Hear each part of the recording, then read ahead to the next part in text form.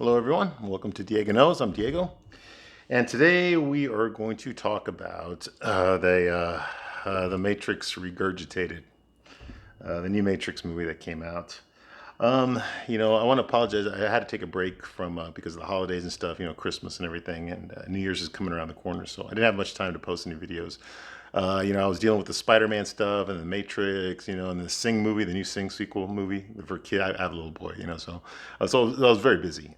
So this is my first chance to finally post, and I got to finish the Hawkeye review too. Okay, but I did watch the Matrix, the new Matrix movie. I watched it twice. I took a bunch of notes, and I thought about last night when I was going to post this video last night. I was like, you know what? I can't post this normally the way I would like when I'm watching an episode of and just like that, or something. I usually just take notes while I'm watching the episode. Then I watch the episode again. Then I watch what other people said about it, and then I post my video. Well, and this one I can't really do that. It's too much shit to talk about, and the movie was just so unenjoyable. It really was. Those of you that have seen it, more than likely you pirated it. I'm pretty sure you did because they lost a lot of money. Nobody went to go see this shit. And for a Matrix movie, that's pretty embarrassing. It really is. So I'm just going to start off. A lot of the stuff that you've already seen the movie. You already know it sucks. But a lot of the stuff here that we have to start off with, though, we're introduced to our main character in the very beginning. It's Bugs.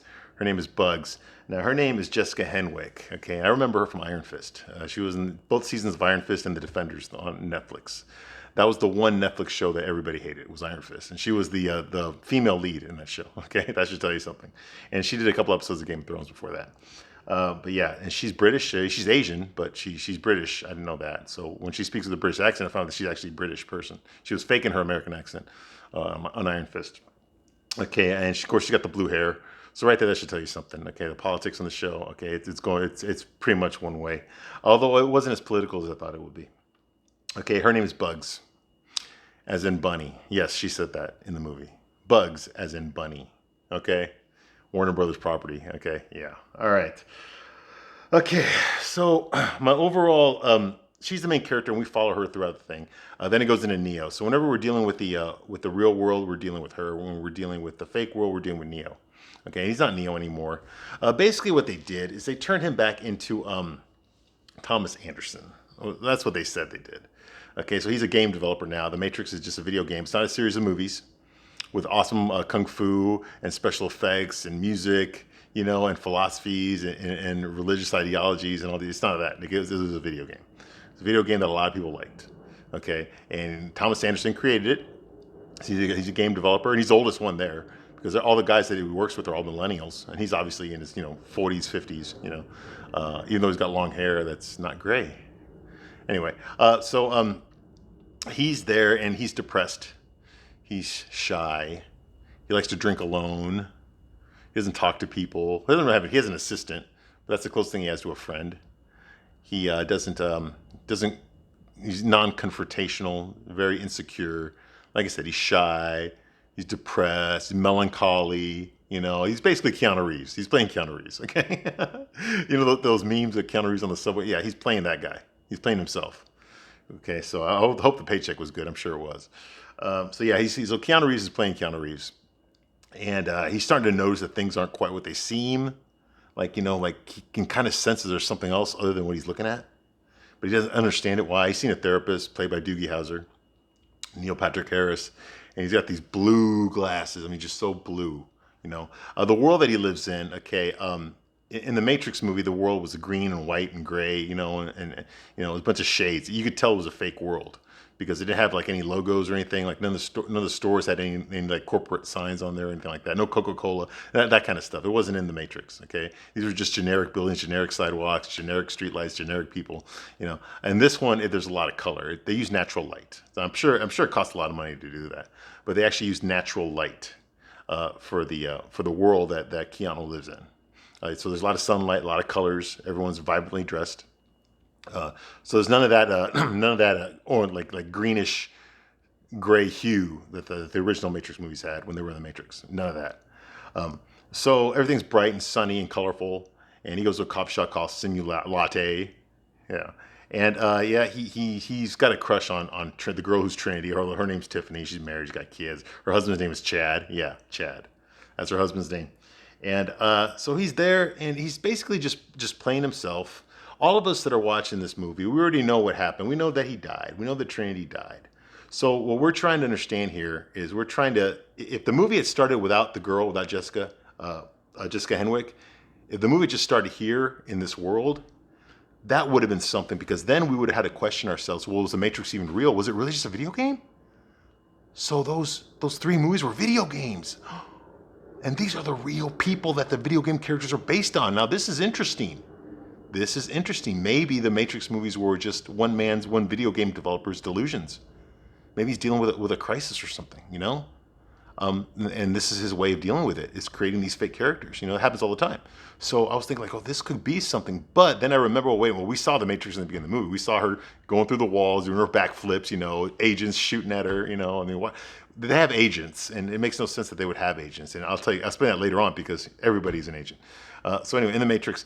And so it looks like they kind of know each other, Trinity and him, but she goes by Tiffany, but he's afraid to talk to her. His friends got to talk to her. It's just ridiculous stuff, you know? Now, like I said, there was a lot of potential here. They could have done something with this story, okay? Maybe Thomas Anderson was real and the Matrix was fake. Oh, now there's something none of us saw coming. That could be a pretty good movie. You know, this is the real world. The Matrix is the fake world. You know, he created a fake real world within a fake world in the real world. You know, now that's a pretty good idea, but they didn't go there. Okay, so there was great potential there, but they just squandered it. Okay, so we meet the not Morpheus. Okay, Lawrence Fishburne is not in this movie. I mean, they showed the flashback scenes of him in the original movies because I guess they own the rights. I'm sure he got paid residuals for this because they used his image. But it's not Lawrence Fishburne. It's a younger guy, the guy that played I can't pronounce his name, but he played Black Manta in the Aquaman movie, and he's been on a lot of stuff. He was Candyman recently. So that guy, he does a really good job. But he's trying to do Morpheus. He's trying to be more suave than Morpheus was. Like, you know, Morpheus, if you look at Lawrence Fishburne's earlier movies, like King of New York or something, you know, or like, you know, just some of his older stuff, you know, where he was like single and young, you know, he had kind of a suave to him, you know, like, hey man, you know, he acted like that. Okay, this guy's trying to do that. He's trying to be a young Lawrence Fishburne. Young Lawrence Fishburne now is in his 60s and he's fat, you know, and all. He's old. He's an old man, you know. But back when he was younger, he was skinny, you know, and he would just, you know, move around like, you know, like this, you know. And well, this guy's trying to do that. This is not working. Like, you're trying to be Lawrence Fishburne, young, and you're not. You're not. You're something else. Okay, but he's nice. He's likable. So they cast it well. If you wanted a likable character, they didn't get Lawrence Fishburne. They didn't get Morpheus, but they got a likable actor. So fine. They're calling him Morpheus, and we find it's not really Morpheus. It's a combination of Morpheus and Agent Smith. Go figure. All right. So that guy introduced him to the Matrix, follow the rabbit hole, go through the mirror, that kind of shit. You know. He wakes up and realizes he's not an agent. He's actually an ally. He's a sentient, which means he's a program, but he's on the side of the humans. Because I guess there was a civil war amongst the robots that we find out about. Didn't like it too much. One of the biggest problems I had here is the blue pill. So Keanu Reeves goes to his analyst, Doogie Howser, you know, Neil Patrick Harris, and he starts telling him about these visions he's having that can't be real. He's seeing things that can't possibly exist, you know. He's basically breaking through the Matrix, all right? So Doogie Howser gives him these pills. The analyst gives him these pills, blue, get it? Like his blue glasses. And it's the pills are supposed to keep him from seeing the Matrix. If he does have powers, you know, then the blue pills keep him from using his powers. Okay, the blue pill, he's in the fake world, living, you know, content in the fake world. But even after he takes the blue pills, he's still seeing things in the Matrix. He's still seeing things that don't belong. He's still seeing future events that never happened. He's still seeing past events that he never experienced. He's still seeing, you know, a connection with this girl at the cafe that he doesn't know. Like, it's just ridiculous. It's like, come on. Either the blue pill works or it doesn't work. And if the analyst knows the blue pill's not working, if he keeps giving Keanu Reeves, you know, he keeps giving Neo the blue pill, and yet he's still having these visions, you know, then the fucking blue pill doesn't work. So why do you keep giving him the blue pill? It's useless. It's useless. But I guess that's how they control him, with a drug that doesn't work. All right, so you know, there's inconsistencies. Like sometimes Neo looks at himself in the mirror. Sometimes he looks at himself in the mirror and he sees Keanu Reeves. But sometimes the mirror is right there and he's not looking at it, but the mirror is right there and it's not Keanu Reeves. It's another guy with white hair. Sometimes he looks at Trinity, you know, in a reflection of her, and it's not her. It's a different woman's reflection. Then he looks at her and it's her. Like, okay, what's going on here? Like, okay, how come the mirror works sometimes and doesn't work other times? Like, what's the trigger that causes the mirror to work this way once and work that way another time? There's no explanation for that. It's just you just go with it. This whole movie's go with it. And I remember by this time we're about half an hour in, and I have not heard any good music. That techno music, boom, boom, boom, boom, boom, boom, boom, boom, boom. There's no Brazilian orgy in a cave, where everybody's got body oil on, and they're jumping around and in slow mo, boom, with the drum music, with the techno drum music, that big orgy in the cave, with all those Brazilians, like, there's none of that. So like I'm waiting for the energy to happen here. I mean, there's no energy here. The Matrix movies had energy. Even the bad ones, like Revolutions, there were scenes that had energy in there. The music was just good. The music good during the fight scenes. I mean, there was a lot of energy in there. There's no energy in this. This is dead. This is dead on arrival. These are old people just playing themselves. I was like, this is so bad. And the fact that it's so meta, the fact that the characters in the movie are actually telling you why they made the movie. Our parent company Warner Brothers wants us to make another sequel to The Matrix, and if we don't do it, they're going to give it to someone else, and they're going to do it. So this is going to get made whether we want it to or not. But I thought you said they couldn't do that. Well, they definitely can. So either we make the sequel our way, or they're just going to give it to somebody else. But the sequel is getting made no matter what. And they'll cancel our contract if that happens. So you can kind of see that they kind of twisted Lana Wachowski's arm. Although her brother, sister, I know they're both trans. Her sister, I guess, she's not involved in this movie. It's just one of the Wachowskis in this movie, involved in this movie, not the other one. Like I said, blue pill doesn't work. The hairstylist should be shot. Now I know that this is all cyberpunk type, gothic, tech world type characters, especially when they're in the Matrix. That's who they really are, right? But this one character named Lexi. She looks okay in the normal world, in the real world. She's got all these tattoos on her, but she looks okay. But in the fake world, she's got these weird curls on her hair. Just looks ridiculous. Like, it looks like a hairstylist spent 4 hours making her hair like that, and it looks like shit. It just took me out of it. Like, oh my god, you're an attractive woman. Like, what the hell? What was your hair like that for? This is terrible, terrible. Just a lot of the characters are just. They don't translate. There's nothing to them. They're there, but they're not there. We've got these characters, but they have very few speaking parts, and the parts that they do speak, they don't do anything. Like there's characters I can't even name them right now because they were so non-characters, and they said something and they just kept walking. Like, big deal. Why are you in the movie? Why do you have so much screen time if you're not going to say anything? Or not affect the plot. Okay, so there's a lot of that. Trying force to push. Neo discovers that he can create a force field. Like how he stopped the bullets before with his hand. Well, he can create a force field and push the bullets back or push people away, or So he finds out he's got a power. He can't fly, but he can do that. And he starts learning that he has kung fu again. And what I mean by kung fu again is I'm not talking about where he's doing this, the backwards thing, or where he's jumping, 20 feet in the air and doing a kick or something like that.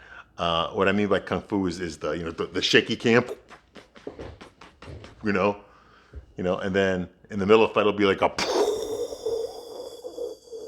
when it's back to the shaky cam, there's like a, and it's back to the shaky cam. It's like this is ridiculous. Like, I could direct a better fight scene than this.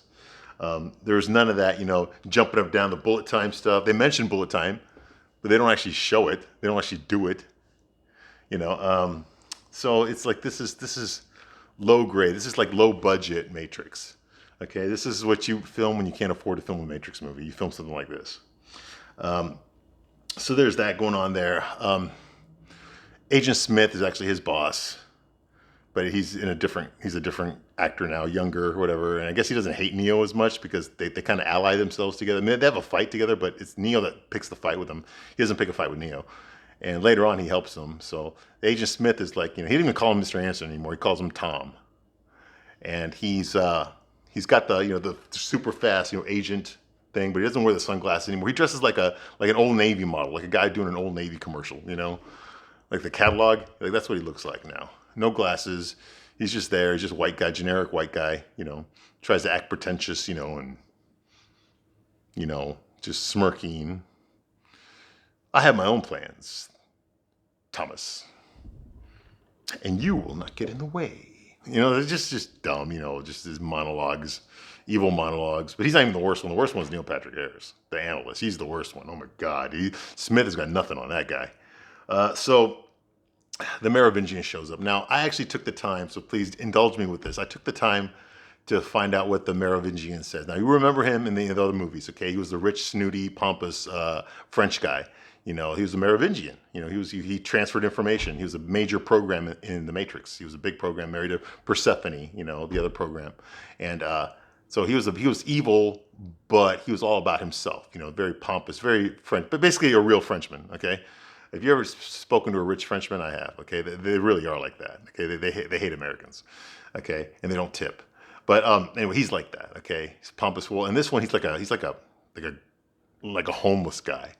But it's the same actor. I recognize his face. It's the same actor. But obviously, his scenes, you can tell easily that his scenes, there's a major fight between some rogue programs, and Agent Smith is there, and they're fighting all the good guys.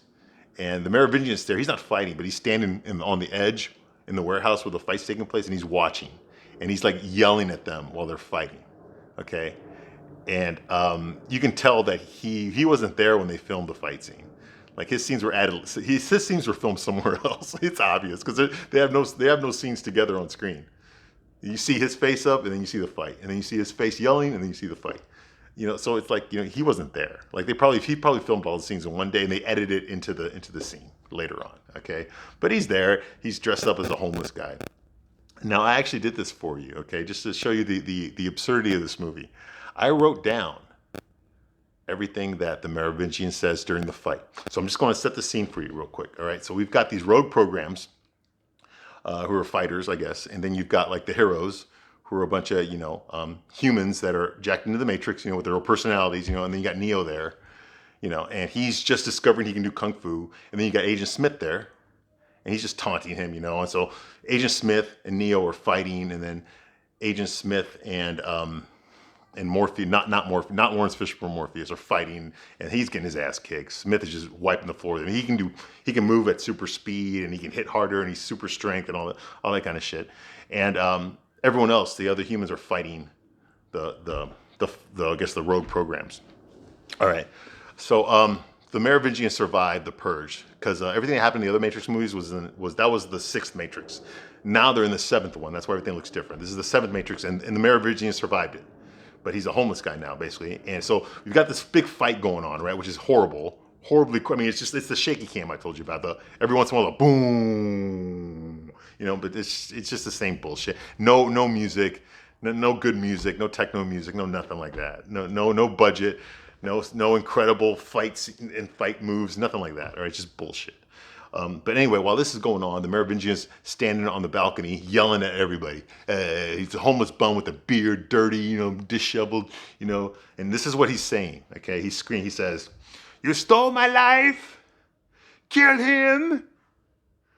You ruined my silky-ass day. We had grace. We had style. We had conversations. Not this beep, beep, beep, beep, beep, beep, beep, beep. Art, books, films are better. Originality mattered. You gave us faces to suck." Unintelligible gibberish. "And slimy, witty pieces of shit." And then later on, after the fight is over with Smith and Neo, they go back upstairs. He's still up there. He says, "This isn't over yet. I will sequel franchise." And then he leaves. All of the scenes were him on the balcony staring down, yelling at the characters fighting. Yeah. That's the Matrix regurgitated. All right. Yeah, the guy that the John Wick fight moves in those movies are better than in the Matrix. Go figure. The John Wick fight scenes are better than the ones in this movie. All right, and that's not in the Matrix. That's in the real world, supposedly real world. All right.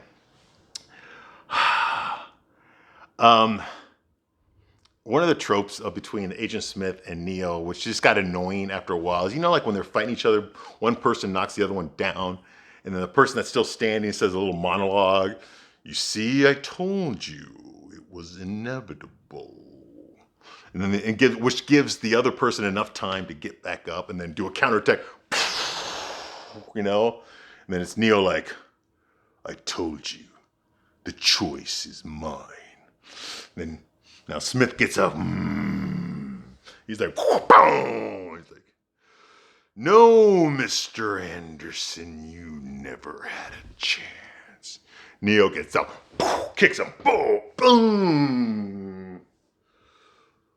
I told you, Smith, everyone has a choice. Then Smith gets up, boom. No, Mr. Anderson, those are vagaries of person. Okay, this goes on for like 10 fucking minutes. Okay, it's just, come on, it's ridiculous. You're punching the wall, you're punching concrete. This is dumb.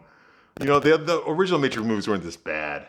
Okay, so there's that going on. They do an homage to Batman versus Superman, which is another Warner Bros. Movie. When Batman took the bathroom sink and hit Superman with it. Everything but the kitchen sink. Well, yeah, Smith does that. He grabs the bathroom stick and tries to hit Neo with it, but Neo uses force field and blows him away, whatever. It's crap. Trinity, so Neo speaks to Trinity in the Matrix, and they freed Neo. They freed him out of the Matrix, okay? Now, so they went to his pod. They found out where his pod was, and they got him out of there, and they snuck him out. They woke him up in the real world, so now he knows what's going on. It's 60 years after the events of the last movie, blah, blah, blah. But now... And they showed this in the scene when they rescued him. So here's Neo in his pod. 5 feet away is Trinity in her pod, the woman that he loves. They rescue Neo, but they don't just like jump over to the next pod and rescue her. They don't. They leave her there. So now the plot of the movie is we have to rescue Trinity. She's the key. Like, you could have done it at the same time. She was right there. Okay, but they didn't. So now the whole movie is based on them having to go back to finding a way to get back in there and rescue the girl that was 5 feet away from the guy they rescued already. I'm not making this up. This is what happens. Okay, so he talks to Trinity. We go in the Matrix. We go into bullet time now. So now we found out the analyst is the big bad. He's the new architect. That was Keanu Reeves, or Neo's therapist. Okay, that was him. He was the bad guy, and he can do bullet time. So everyone else is moving like this. He's moving at normal speed, gloating, taunting, twirling. He doesn't have a mustache, but he's basically twirling his mustache. How evil and smart he is, monologuing about how greater he is than his predecessor and how smarter he is than every other program and how weak and pathetic human beings are and how stupid they are for believing in facts. People don't care about facts. All they care about is their feelings. So obviously the writers have been watching Ben Shapiro. All they care about is their feelings. So easier to control. People want to be in the Matrix. They want their feelings. Isn't that cool? And you can't do anything about it. Oh, you see, like that goes on for another 10 minutes. Okay, like come on, man, we know you're evil now. Okay, you're just hamming it up. I swear. Okay, so he's the bad guy. Neo's never the one. Okay, Neo's not the one. We already figured that out. We find out that Trinity is the one because Neo doesn't have his powers like he did before. We find out that the analyst finds he basically rescued Neo after he died in the last movie, brought him back to health, recreated his eyes because remember he got blinded. They recreated him. They recreated Trinity too. They brought her body back to life. They found they couldn't reproduce the code, the systemic anomaly code that he had inside of him. But when they recreated Trinity and put them close together, they created something. When a man and woman get together, they create something. So they decided that the only way to keep the Matrix working is to have Neo and Trinity together, but not together. Keep them close to each other, but not together. And that's the only way they can get this new Matrix to work. And that's what they did, and apparently that's what it worked. So Neo can't do it by himself. He needs Trinity. So basically, since he's freed, he basically tells them, hey, listen, they're going to wipe out this entire Matrix, and they're going to reboot it again for the 8th time this time if you don't come back. Okay, and I built this one here, so like, you know, I'm gonna be out of a job if you do that, so you need to come back and get back in your pod, or else I'm gonna kill Trinity. That's basically what it comes down to. That's the plot of the movie. So they got to rescue her without the analysts finding out and saving her.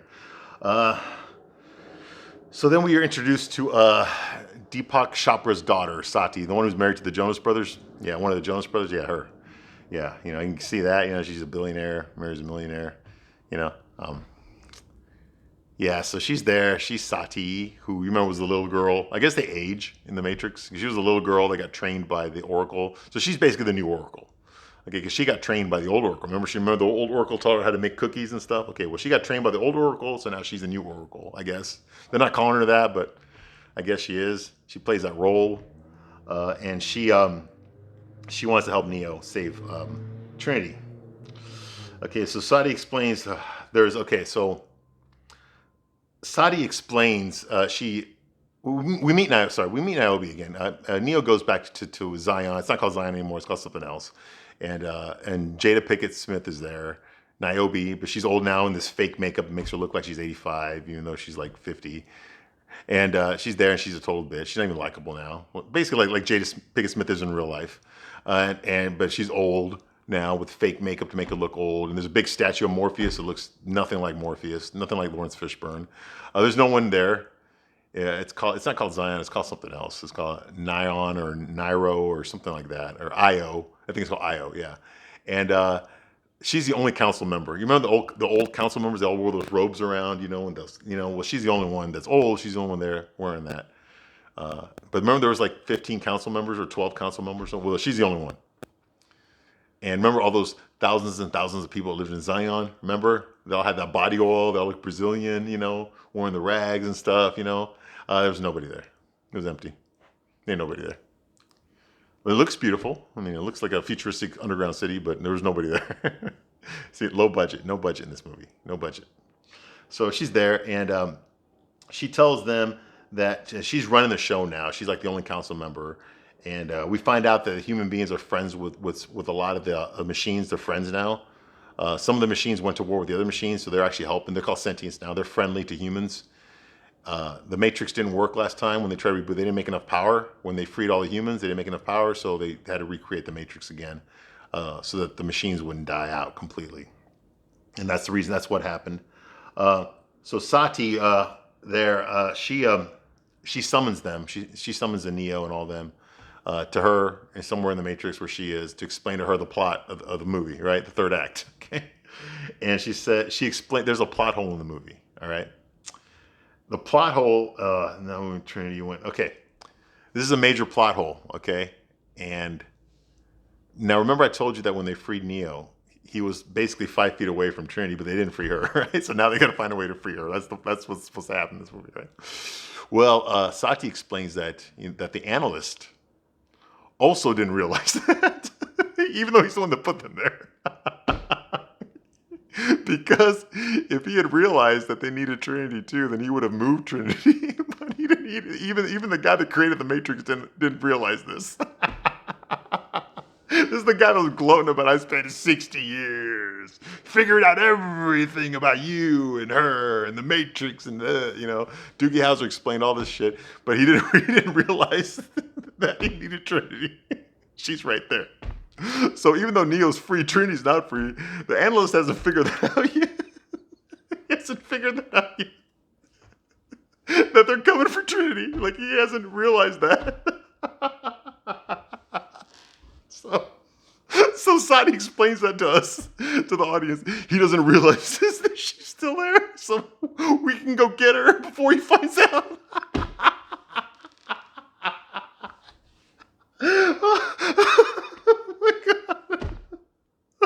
God. Can you believe this? Yeah. All right. So she's 5 feet away from. Okay. All right. So of course she narrates the plan. Like she talks, and then you see like the characters doing that while she's talking. Like they did in Matrix Reloaded. So he tries to bargain with the analyst. Neo goes back to the Matrix and says, "Hey," he's like, "It's got to be her choice." And of course.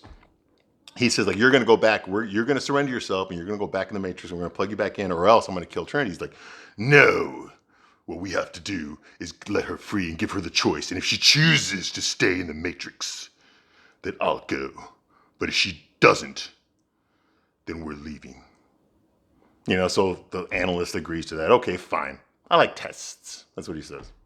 So that's what happens. So he sees Trinity there in the coffee shop. I guess that's where the climax is, in the coffee shop. And he tries to explain to her, do you still love me? I still love you, but I have kids and I have a husband and I can't do this. She leaves. And then at the last minute, she realizes that it's all fake because they're about to arrest Neo. She realizes it's all fake. So she goes back. She says, my name is Trinity, blah, blah. And there's a big fight going on. Let's see, sounds worse. Once again, no orchestra, they're using orchestra music. They're not using techno, rave, kick-ass, high-energy music. So none of that's going on there.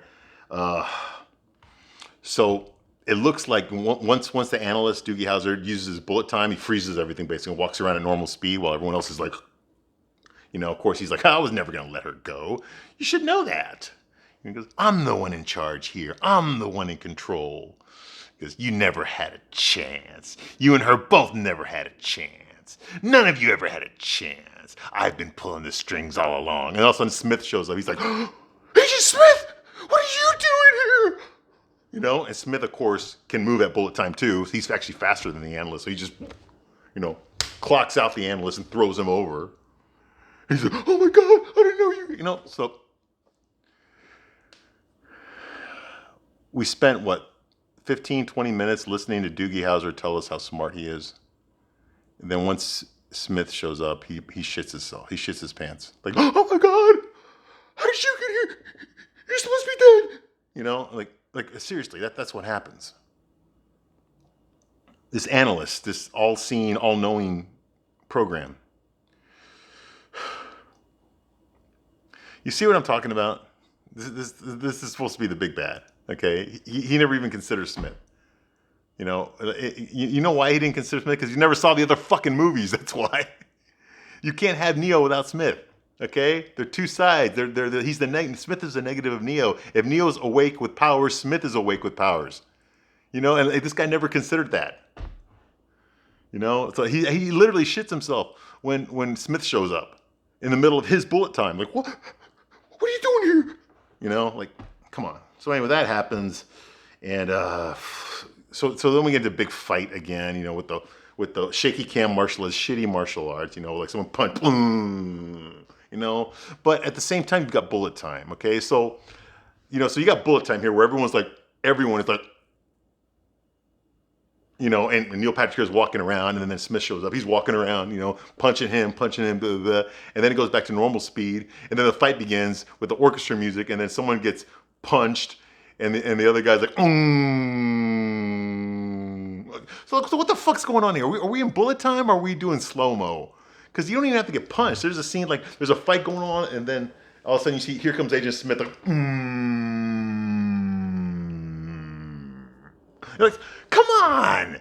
You just give us bullet time, are you giving us slow-mo shit? It's like a Michael Bay orgy here. Like, come on, cut this shit out, dude. Turn this fucking movie off.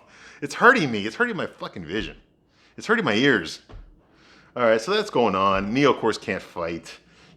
So Doogie Howser, the analyst, decides to use the zombie protocol. I'm just going to call it that. Basically, everyone becomes a suicide bomber. So if you're in a building and, he doesn't need agents, even though there's agents in the movie that are useless, that don't do anything, they can't hit anything with their guns, they don't need them because they can take the whole human population and automatically turn them into a zombie, basically, that does whatever they're told to do. And they will commit suicide to kill whoever they're told to kill. So that's what happens. He just turns the whole population into agents, basically. Non-superpowered agents, but it's the whole population. They can't fight that many people. So they can't get away, really. They're trying to get away, but they can't. It's like a zombies attacking them. They're on their motorcycle trying to get away, and these people are jumping out of the buildings just to hopefully land on them and stop them, then committing suicide left and right. It's pretty disgusting, actually. It's pretty unnerving. Like, seeing that was like, oh my, do I really want to watch this? Like, I didn't sign up to see a Night of the Living Dead type movie, I kind of wanted to see a Matrix movie, And this like you're throwing this in here. I mean, they're showing the bodies at the floor. I mean, this is like some like some Black Tuesday, Black Monday type thing. When the stock market crashed, like shit like that. And it was unnerving to me for a Matrix movie. I was like, I didn't want to see that. I didn't want to see these innocent people throwing themselves to their death. It just bothered me. Okay, so they go, whatever. They finally make it to the top of a building where the agents are chasing. By that I mean just like cops are chasing him. He's on the roof of the building. They both decide that they're not going to surrender and get plugged back into the Matrix. They're just going to jump, and hopefully that'll unleash their powers. And guess what? Trinity can fly. Neo can't. So Trinity's the one holding him up in the air, and she flies him to safety. She gets away. And they kiss each other. That thing. And then we fast forward to the analyst, Doogie Howser, just sitting there. His apartment building gets exploded. The wall explodes out. Trinity flies in there, starts talking shit to him, starts punching him and kicking him and insulting him. And of course he's making sexist remarks. Like, hey, he tells Neo's there. He tells Neo, can't you keep your woman under control? And she kicks him. She cuts his throat at one point. But it's not going to do it. He's a program. He can't die. He can't die like a normal program. Which is weird, because what's the difference between programs and... If programs can die by getting shot, then what's the difference between a program and a human? They don't explain that. So anyway, so that happens. By this time, I'm just so out of the movie. I just want to get the movie over with. And he tells me, it doesn't matter what you do. You've got powers now. You can make the whole world rainbow. You make the skies rainbows. Get it? Get it? Rainbows? Pride flag? Get it? Yeah. Oh, yeah. It was not subtle at all. And then, of course, Trinity says, yeah, I like that idea. We should make the skies all rainbows. Get it?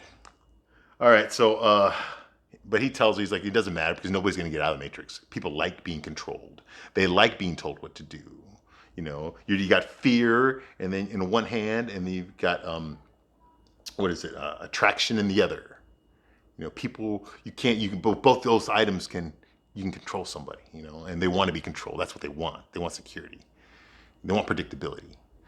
And of course, Trinity's talking shit like, we're gonna free. Well, that's because you don't understand what a free mind can do. But you're gonna find out. And then she flies away. Neo's there. Neo's standing in the back. Okay, now. Look, man, this analyst has done just as much shit to Neo as he's done to Trinity. But Neo's just standing back there, letting Trinity do all the talking. He's silent, basically. And then they fly off together, holding hands. Okay, then we find out that Neo can fly. So he could fly. All right, man. There's not much more I can say about this. This movie sucked. It wasn't a Matrix movie. It had no good characters in there, no memorable characters in here, no great special effects, no great fighting scenes, no great story here. It was so meta. I mean, the movie basically tells you why they made this movie and that it's going to be a piece of shit. They told you that. The movie tells you this movie's a piece of shit. Okay? It's basically telling you that. Like, what more do you need? What more do you need? Okay, this movie was made for sequelitis, franchise-itis. Warner Bros. Desperate to make money. Let's find a franchise. What other franchises we got lying around? Okay? It's a piece of crap. Anyway, thank you for watching my review.